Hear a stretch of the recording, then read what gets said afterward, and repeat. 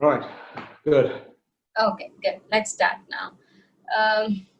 So we are going to the last talk of today's webinar, and I would like to introduce Dr. John Baker. So I've worked with him at the Medical College of Wisconsin and known him for the past very many years, like more than 10 years. And I worked in his lab for a while, and mostly on cardiovascular disorders. But he's been dedicated his whole research career towards the elevation of cardiovascular disorders. So to say a few things about him, like all his achievements, his commendability is going to take a whole day for me to talk about, but I'll just try to make it as short as possible. So he's basically a PhD in biochemistry from the University of London, and he did his postdoc training in cardiothoracic surgery at the MCW, and since then he's been at the medical college from 87, and it's almost 2020 now. It's 2020 now. So for so many years he's dedicated, and he's a professor of congenital heart surgery, pharmacology, toxicology, and biochemistry. And he's also an investigator at the Children's Research Institute at the Children's Hospital of Wisconsin. He has close to functions in cardiovascular basic diseases. He's put the results many conferences. His talks are very popular, and he has got more than 40 grants. And look at me in struggling to even get a few grants here. So I just cannot imagine 40 grants if I reach that stage. And his current and past sources of funding include a lot of establishments like NIH, American Heart Association, and the latest one, when I met him, he said he got a project from NASA, and I was so excited about that. So his research programs, they have the potential to change the landscape for the treatment of heart diseases, and he has developed various innovative approaches to the treatment of cardiovascular diseases, and he's so committed towards translational research. And the most important areas that he works on is causes of cardiovascular diseases and translational research, which comes clinical outcomes following cardiac surgery, and is to mitigate, reduce injury, and improve the outcome after a heart attack. And he does a lot of research on protection of the heart against injury from radiation as well. So, I mean, I can keep on and on talking about the scientific contributions and his publication and PNAS and and JBC and all. He's got fantastic publications and about 100 of them, not 20, and in various quotable positions. And I'm really thankful to Dr. John Baker for spending his time. You guys should understand it is early morning for him in Wisconsin right now, and so he's been very kind to be with us, share his expertise. When I used to be in his lab, I used to just love listening to his strong British accent. So I always felt nice talking to him, and he's such a wonderful person and a great human being. And I'm so glad to have him here today. Welcome, John Baker, and we're looking forward to your talks there. All right, well, good evening. I'd like to begin by thanking you for inviting me to present at this important meeting on biomedical technologies for the future, an integrative approach that's been organized by the Center for Biotechnology at Anna University in Chennai. And also for that very gracious introduction. Anu, thank you. So, my name is John Baker, and I will be talking about gut microbiota as promising targets to treat heart disease. So this area of study is relatively new. The microbiome was not generally recognized to exist until the late 1990s. The relationship between the intestinal microbiota and cardiovascular disease has attracted our attention within the last decade. So the focus of my presentation is on this clinical problem of ischemic heart disease. So the heart is essentially two pumps working side by side that supply the systemic and the pulmonary systems with sufficient blood that the cells that reside in all of those systems are adequately perfused and can function. And the heart itself has its own blood supply, the coronary arteries. And if you can see in this diagram that we've got here, there are coronary arteries that originate from the aorta that supply the heart then with nutrients and oxygen. Sorry, going the wrong way. But a situation can occur when these arteries could become blocked.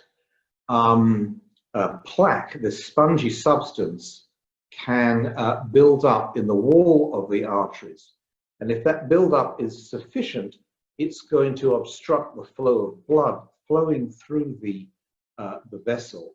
And if it's completely blocked, that can lead to a heart attack, which is clearly undesirable.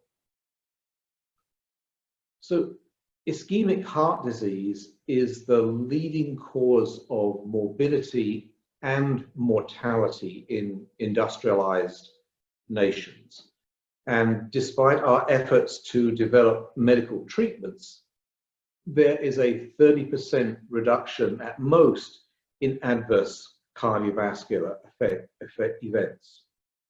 So there really is a significant unmet clinical need for identifying novel therapies that could be used in the treatment of ischemic heart disease.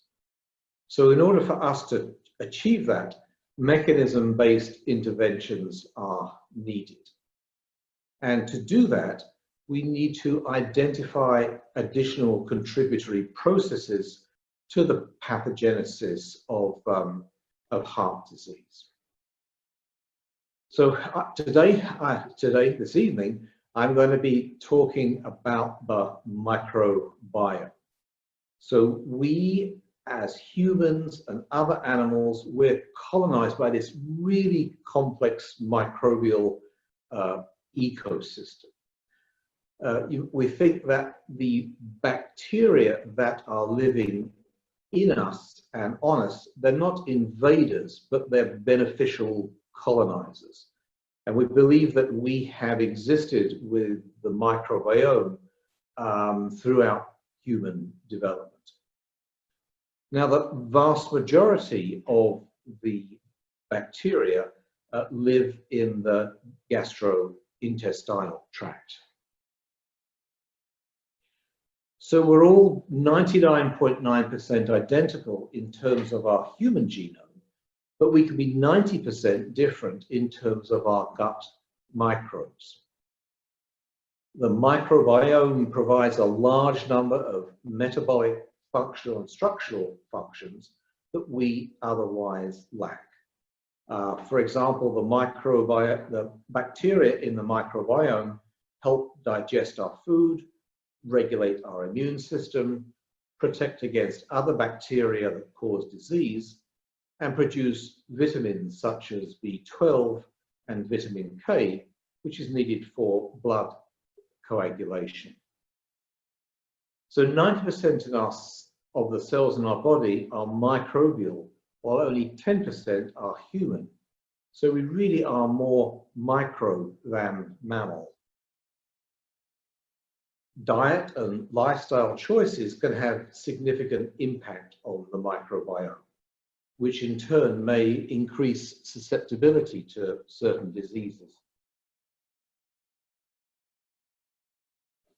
An alteration in these microbial communities, known as dysbiosis, is associated with multiple disease states. Well-known states such as diarrhea, inflammatory bowel disease, other states such as allergy, hypertension, obesity, diabetes, And recently, attention has been paid to its impact on neurological disorders, cancer, and even the response to ionizing radiation. So there is evidence from human studies that what we eat can have an effect on the health of our heart and other organs. And this is a schematic of a study that was published by Stanley Hazen's group from the Case Western University out in 2011. And if you can see on the left of the screen here, in our diet, we consume within our diet, especially diets that have red meat, cheeses, and eggs, there's a substantial component of phosphatidylcholine in the diet.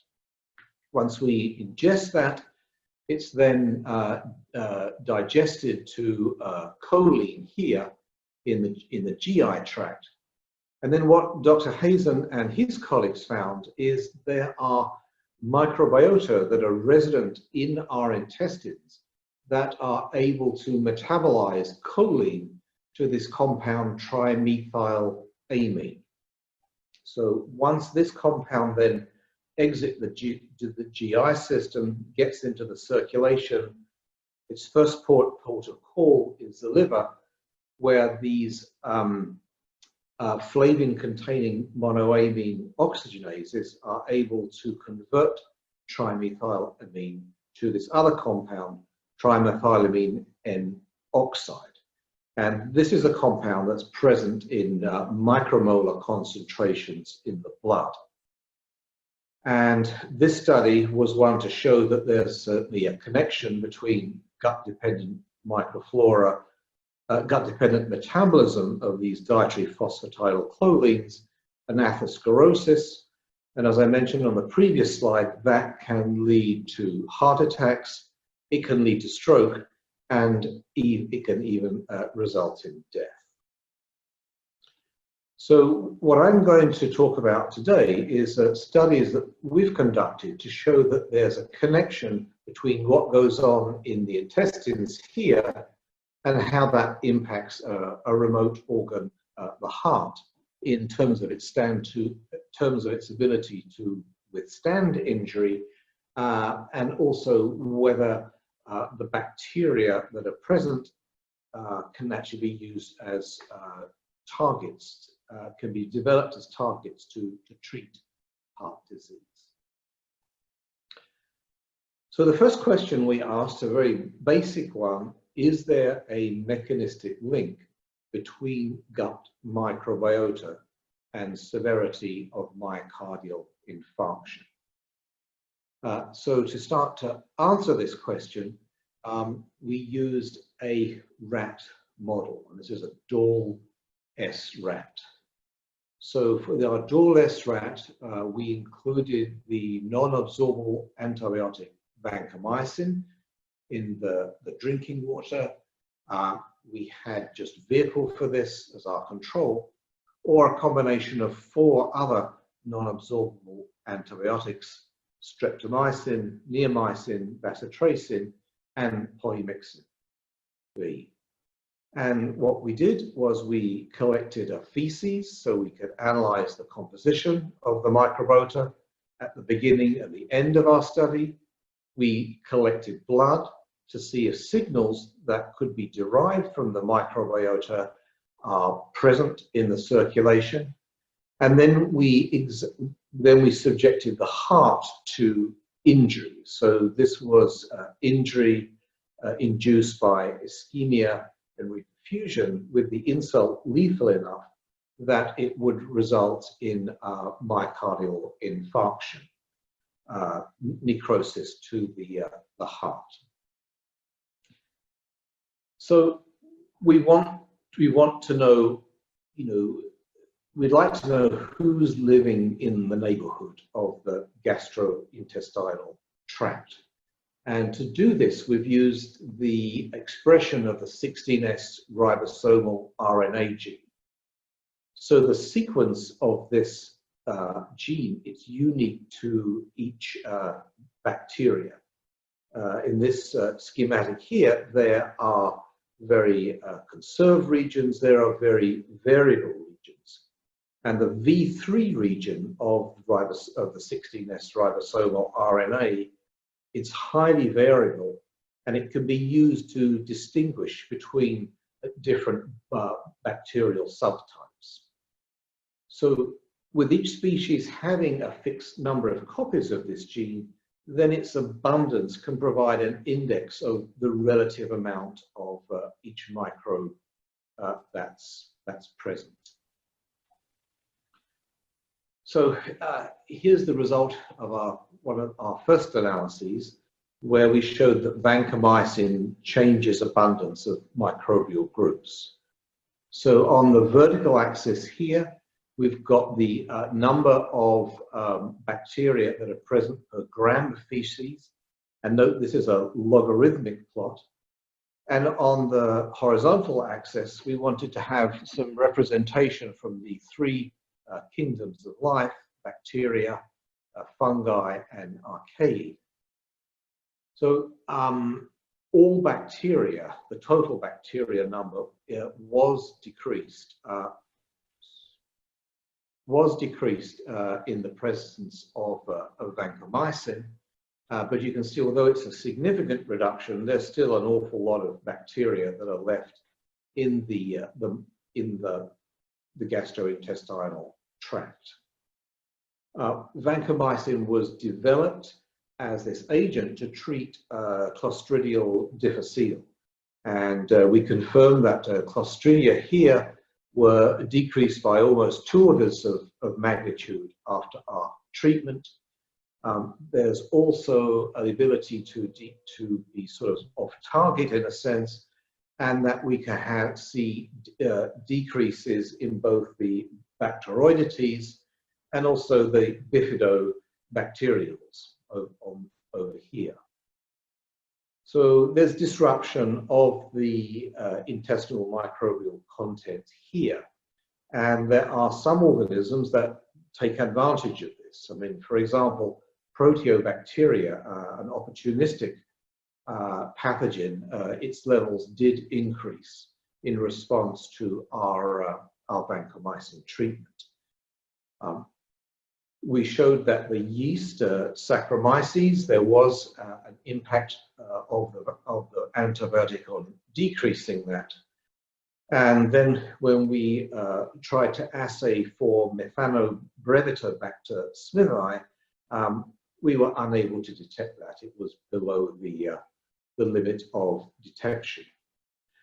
So vancomycin truly is causing dysbiosis. The abundance of multiple microbial groups has been affected. So we then determined the impact of antibiotic administration on myocardial infarction. So again, we've got our DOR-S rat where vancomycin is added to the drinking water. And at the 7-day period here, we subjected the heart that's in the rat still to regional myocardial ischemia and reperfusion with an ischemic duration that's sufficient, we're going to produce infarction. So we were able to produce infarction in the controls, but in the presence of vancomycin, there was a 27% reduction in infarct size. So when we first conducted these studies, we were getting really excited because no one had really seen this before. And then we had to sort of work out the next step, and that was to determine, is this effect of vancomycin a direct effect on the heart, or is it really working in an indirect fashion through the gastrointestinal tract? So we measured the vancomycin level in the blood after treatment, and then in an isolated part preparation, we added vancomycin at a concentration of 1 micromolar to the coronary circulation. And when we did this, we did not see a reduction in infarct size when the antibiotic is directly perfusing the heart. And if vancomycin is added to the drinking water and then we excluded it from the coronary circulation, and again, this is an isolated heart setup here, then we saw that there was a 29% reduction in infarct size. So evidence that vancomycin is working through a mechanism that's associated with the gastrointestinal tract rather than a direct effect on the heart. So we had what we thought was a very interesting observation that we needed to attribute a mechanism to. So we decided to look for blood cytokines, as there's evidence that blood cytokines have a role in the pathogenesis of heart disease.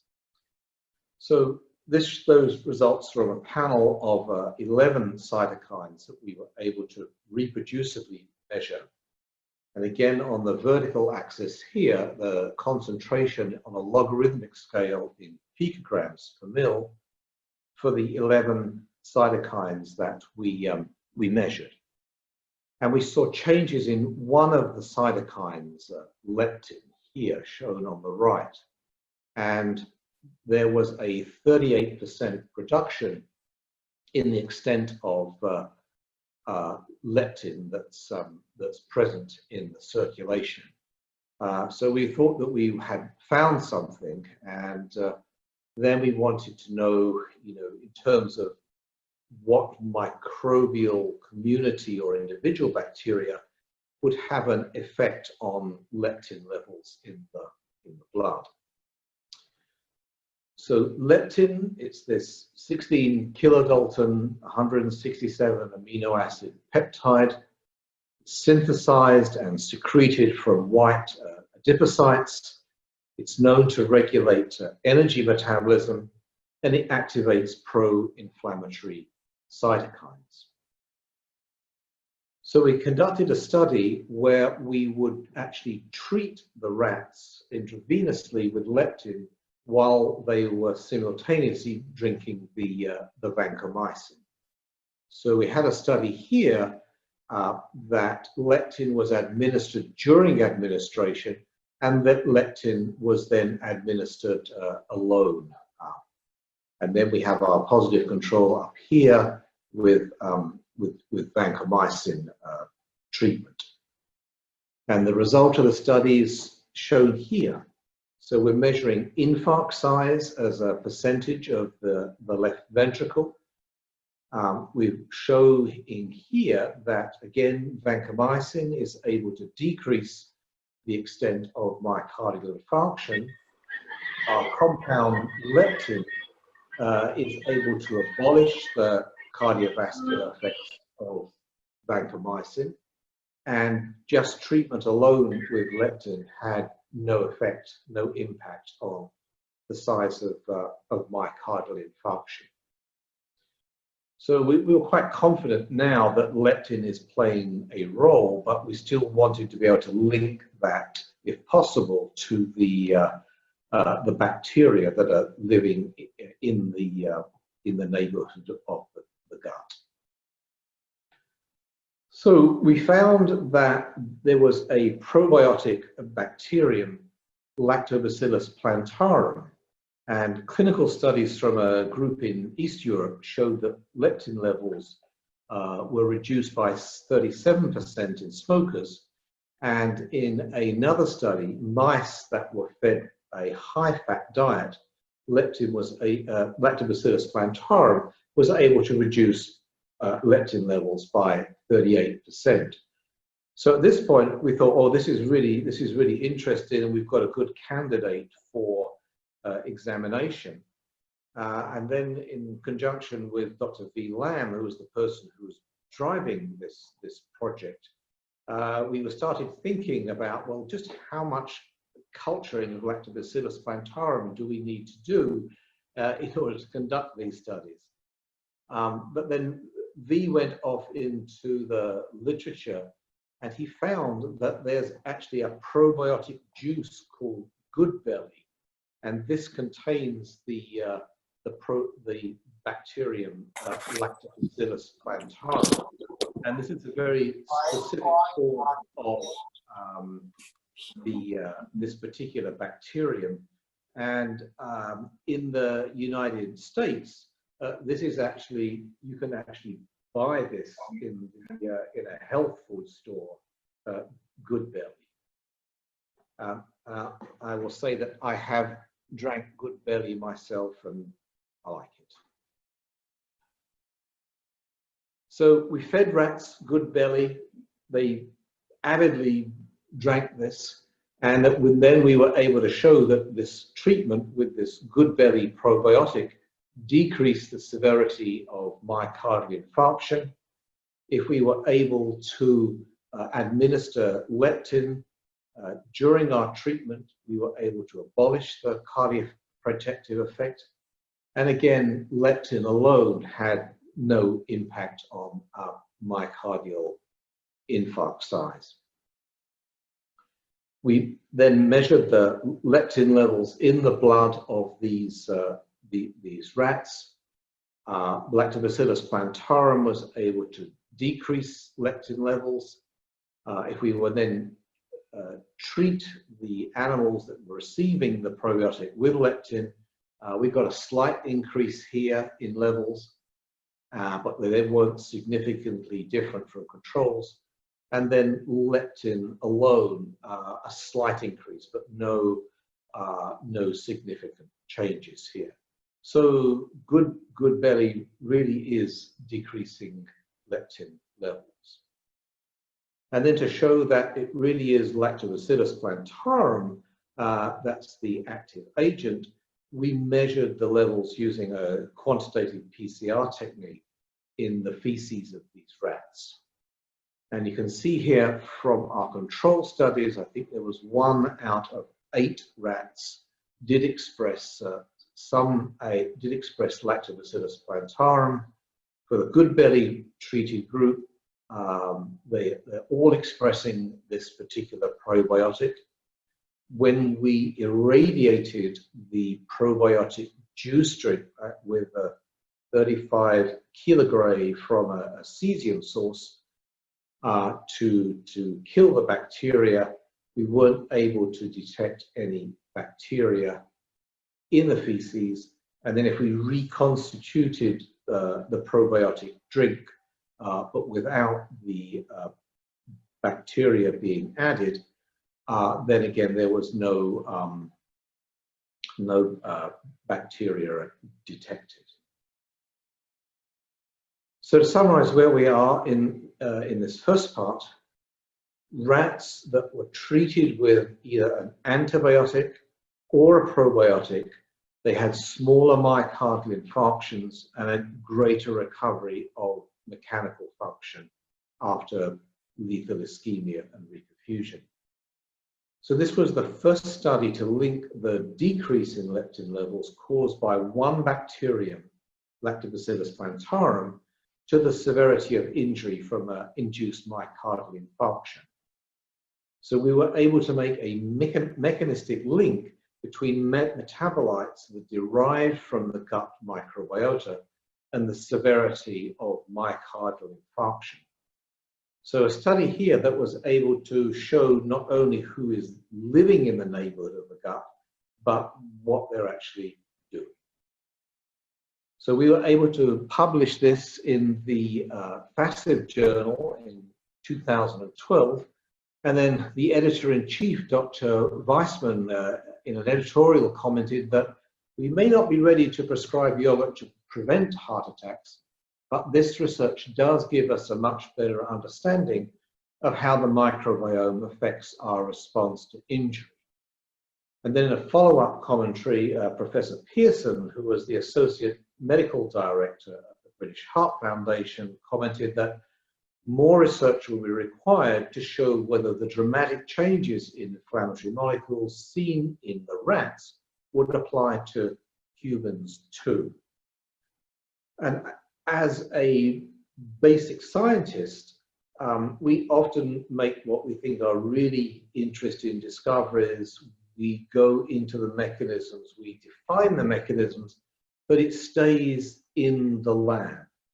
So what we really wanted to do was to see if what we have found in our rat study could have potentially applied to humans.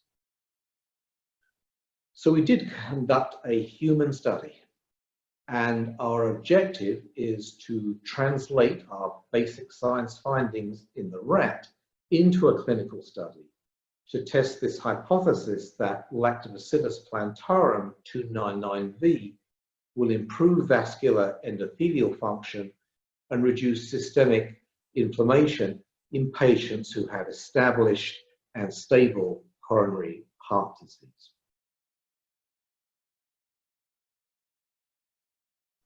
So I established a collaboration with a clinical cardiologist at our institution, Michael Widlansky, and together we prepared a proposal and submitted this to clinicaltrials.gov on the effect of probiotic supplementation on endothelial function.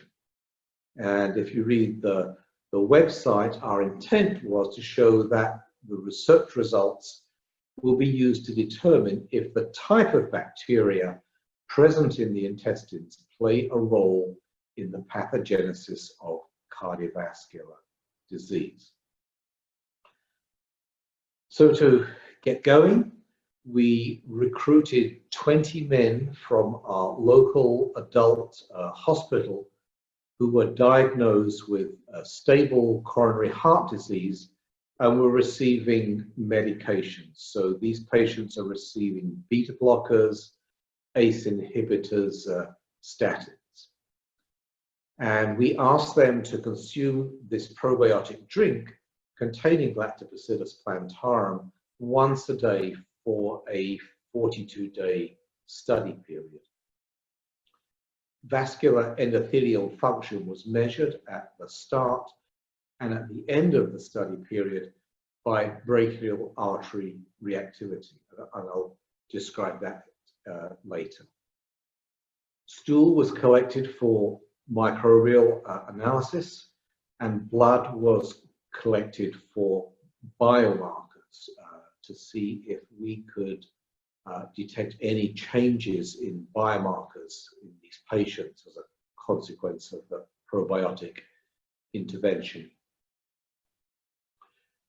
So we were able to show in our microbiome analysis, and this is of 2,226 taxa in our patients here, the extent of change pre and post. So this is a principal component analysis graph here, where we're able to visualize data from very complex data sets in 2 dimensions. So our pre-values are shown in blue and our post values shown in gray. So we saw that there was no separation of the overall gut microbial population between the pre and the post probiotic treatment samples. So this, what could be considered as a negative finding, we thought that was very encouraging, because our interpretation was that by us introducing a novel bacterium into the gastrointestinal system, there was no overall disruption of the microbial communities. And this bacterium could exist within the gut without causing dysbiosis. The relative abundance of Lactobacillus plantarum increased generally in our patients here. Some responded better than others, but I think if you can see, if you're comparing pre versus post here, Lactobacillus plantarum levels went up at the end of the 42-day treatment period. And this data also helps us have confidence that the patients are taking the medicine that was prescribed for them. I think in any clinical trial, compliance is always an issue, that unless the patient will take the drug, it's not going to have any effect that we could possibly measure. We measured endothelial cell function in these patients, and this is an indirect index that can predict cardiovascular risk. And we do that using brachial artery reactivity. So this involves measuring the resting diameter of the brachial artery using a Doppler flow probe that we place on the arm. We then put a blood pressure cuff on, inflate that to occlude the artery, wait several minutes, and then record the reactive hyperemia that occurs as an increase in the diameter of the blood vessel. And this is a standard technique in clinical trials to get a non-invasive measurement of endothelial cell function. So we were able to show that this probiotic, it did increase flow-mediated dilation. So even with our relatively small population size of just 20 patients, we saw an increase in flow-mediated dilation in the post measurements compared with the pre-measurements. We did see that there was some decrease in LDL cholesterol. There is a trend for this more traditional risk factor here, but it didn't reach the level of significance. And I'm presenting this is because 85% of the patients that we enrolled in this study were receiving statins. So I think this is evidence that this particular probiotic can decrease cholesterol levels in the blood by a mechanism that is independent of the inhibition of HMG-CoA reductase in the liver. And then Lactobacillus plantarum decreases inflammatory cytokines. The levels of 2 inflammatory cytokines here, their levels measured in picograms per mil, interleukin 8 and interleukin 12, their levels were significantly decreased in the post-probiotic samples compared with the pre-probiotic samples.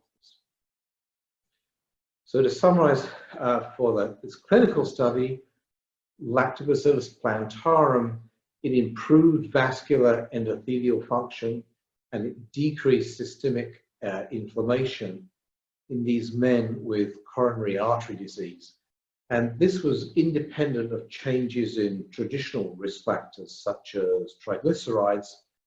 And also we measured trimethylamine oxide, and there were no changes that we observed. So in conclusion, I think we have evidence for the discovery of a relationship between gut microbiota, their metabolites, and heart disease. And we think this provides opportunities for 2 areas.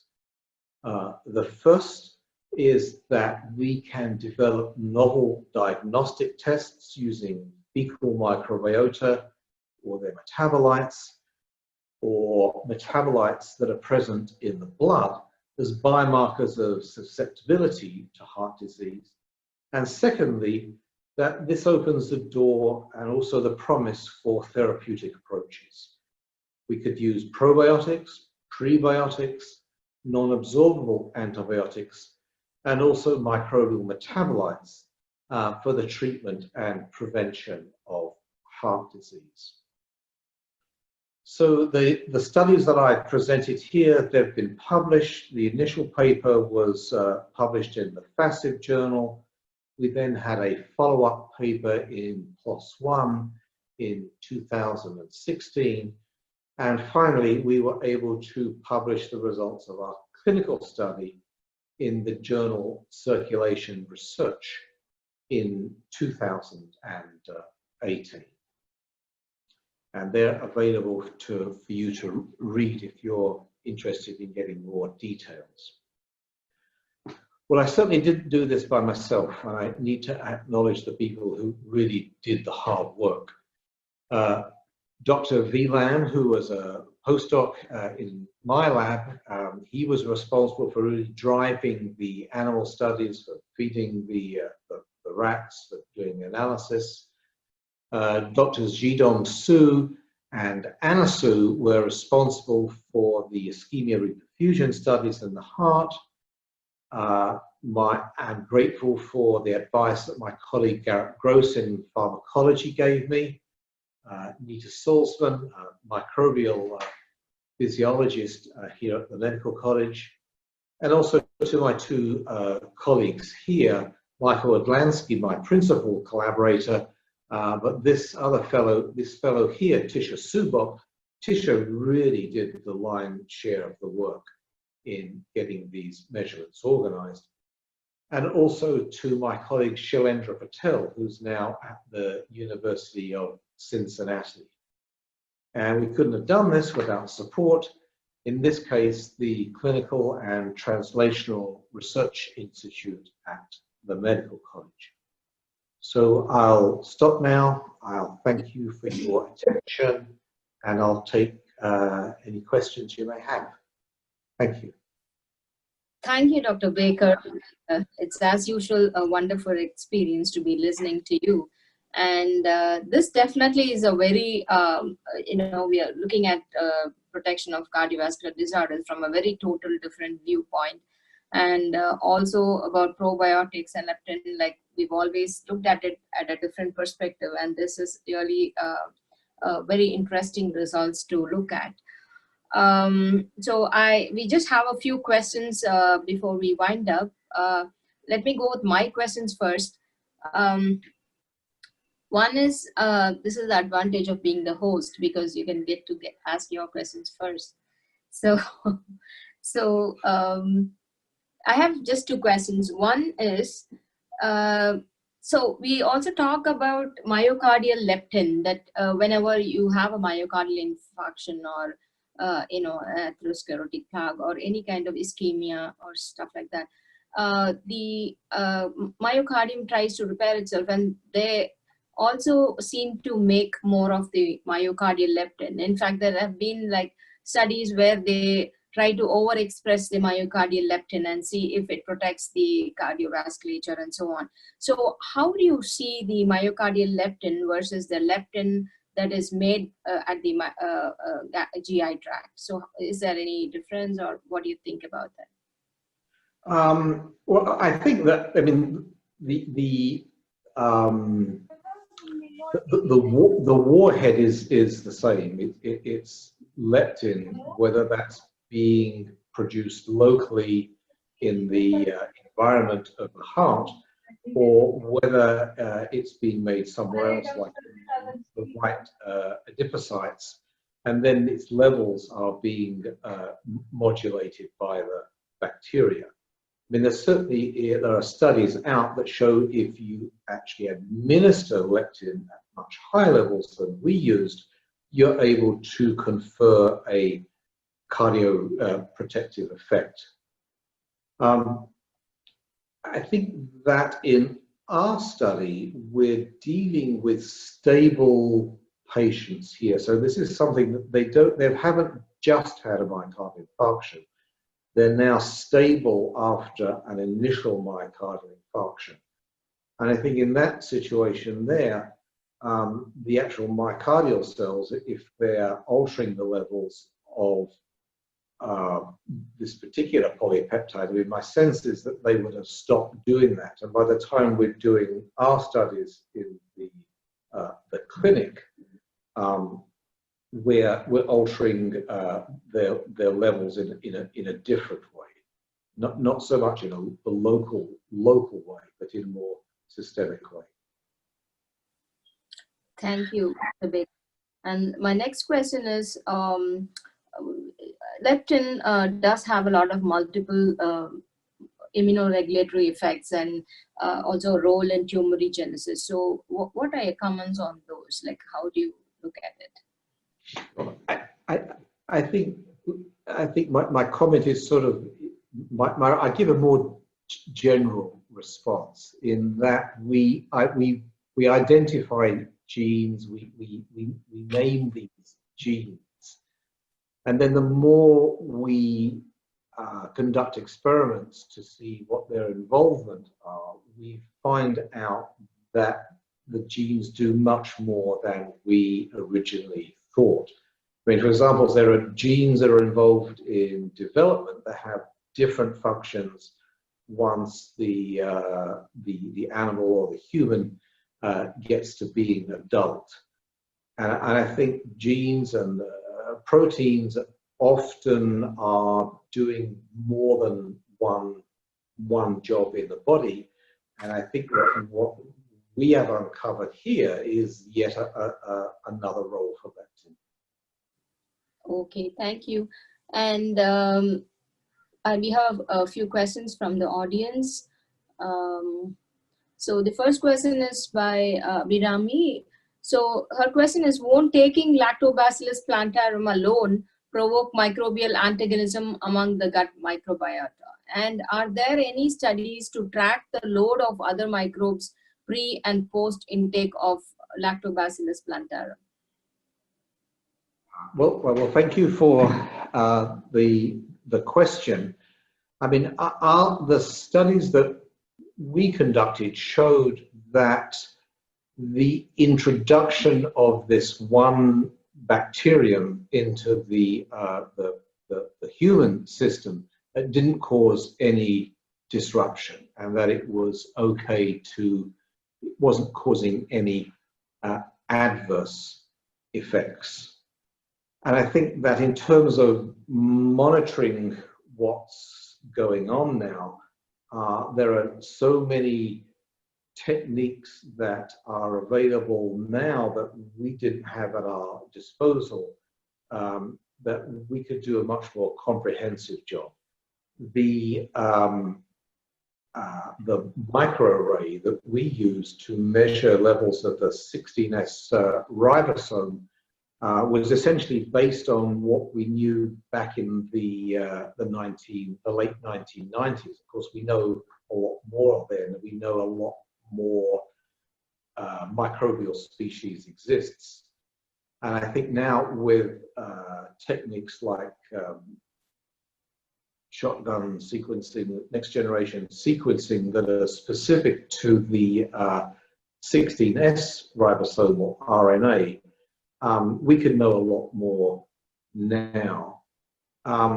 You know, I've mentioned throughout my talk, I kept on talking about the 16S ribosomal RNA, but for eukaryotes that live in the gastrointestinal tract, the same approach could be taken with the 18S ribosomal RNA. But, you know, in any study, we are just limited in a financial sense to what we can do in one study.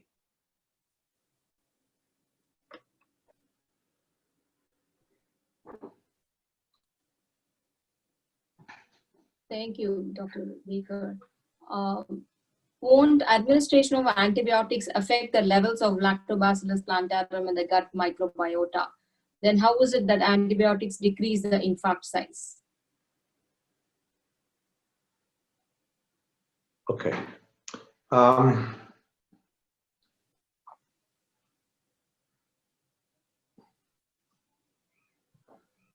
Right. So in general, I'm going to I'm going to just describe that there have been clinical studies that have attempted to look at the ability of antibiotics to specifically to be used for that. And there are several clinical trials that were conducted. There was a stamina trial, another trial called the Wizard trial, the Roxas trial, and then we discussed these in our our facet journal paper here, and essentially antibiotics alone were not able to produce a decrease in the in infarct size. The antibiotic that we used, vancomycin, it's one of the antibiotics that is used as a sort of a treatment of last resort in people who have Clostridium difficile. So I don't think that's something where we're going to get into vancomycin alone being used as a therapeutic agent. We certainly use that as a sort of a tool to investigate mechanisms in the rat study. But I'm not suggesting that, you know, vancomycin would be used clinically because it has a lot of negative side effects. I mean, the results of the studies that I presented are showing that, yeah, there's a relationship between decreasing leptin levels with an antibiotic and a decrease in the severity of injury from an induced myocardial infarction. I mean, you could consider another study whereby another intervention that someone could do is that there may be another way that leptin levels could be decreased in the blood, and that may have a beneficial effect on outcomes after a heart attack. Okay, so does the restoration of gut microbial profile completely reverse the cardiovascular disease then? Is another question. No, the answer is unfortunately it's no. I think that the pathogenesis of cardiovascular disease it's so complex that I think what we've been able to do is just address just one facet of that. I mean, there is some you know, there is evidence that it is working, but it's not that good. I mean, if it was that good, then in the animal studies we would be seeing no infarction, and there's not an agent that I know that is capable of that. And I think that in terms of treating patients who have established cardiovascular disease, it's often a cocktail of interventions that is used to treat these people. Just let me go to my discussion slide here. So these are the demographics and the characteristics of our study patients. And to treat them, you can see that there's this whole variety of medications that are used. We have standard aspirin, we've got beta blockers, ACE inhibitors, angiotensin II blockers, statins, ezetimibe to prevent cholesterol uptake into the bloodstream.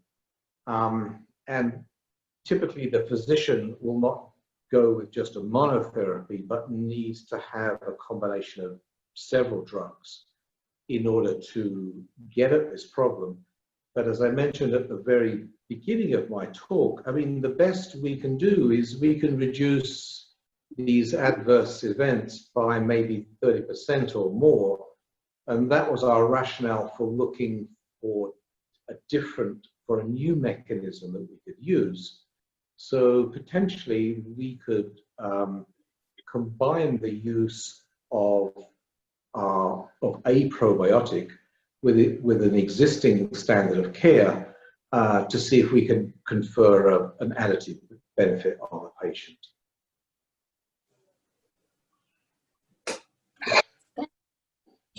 Thank you, Dr. Baker. Do you have time for a couple of more questions? Because I know you, Anna, I know I'll say yes. Thank you. So, do you think increasing the dosage of ACE inhibitors and beta blockers could have altered the Lactobacillus plantarum levels in the gut microbiota? Yes, I think the short answer is yes. Yes, I think that if you consider any medication that we take, that patients take orally, could have an interaction, either a beneficial or a negative interaction with the microbiota that's present in the gastrointestinal tract. And I think that's a very interesting suggestion for a study. Okay, and is very rich with probiotics are good for human heart, and won't it cause atherosclerosis? Anna, could you just repeat that, please? The belly rich that you recommended with probiotics, are they good for the human heart, and won't it cause atherosclerosis is the question. I think that the results of our study will suggest that it's going to be beneficial against the deleterious effects of atherosclerosis. And I think importantly, if we think of the probiotic as a drug, there are two things that come to mind. The first is the extent of infoxidase reduction that we're seeing with this probiotic. It's comparable to the level of reduction that we see with pharmaceutical agents like thrombopoietin and erythropoietin. And secondly, in terms of the safety concerns, none of the patients reported any safety issues here. And that's always a concern of what will be the potential adverse effects of the drug. So we've got what we believe is a low cost but highly effective way to treat patients who have established cardiovascular disease that may not have access to drugs that other people have. So we think it's a beneficial and a good low-cost alternative that is relatively inexpensive. Okay, thank you. And the last question, can you shed some light on the role of prebiotic compounds with respect to the health of fit microbiota? Right. Well, these prebiotic compounds are essentially complex polysaccharides, and there are bacteria, beneficial bacteria, that prefer to feed on these. So this is a way of increasing the relative abundance within the GI tract of bacteria that you would like their numbers to increase. And there have been several studies to show that administering these prebiotics can confer a beneficial effect.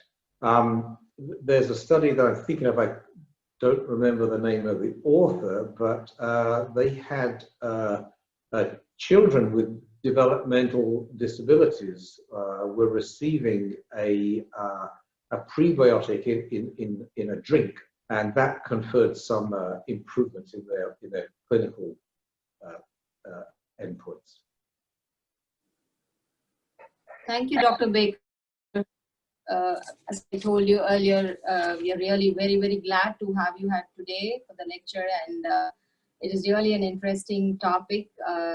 None of us, would even think that that microbiota would be helpful in preventing cardiovascular disorders and offer cardio protection. Thank you very much for your wonderful work, and keep rocking and keep doing the excellent research work that you're doing at the Medical College of Wisconsin. Thank you so much. And it's nice to see you. Right. Thank you, and for the opportunity to present. Thank you. Thank you, Dr. Baker. Bye-bye. Bye. Bye-bye. Bye.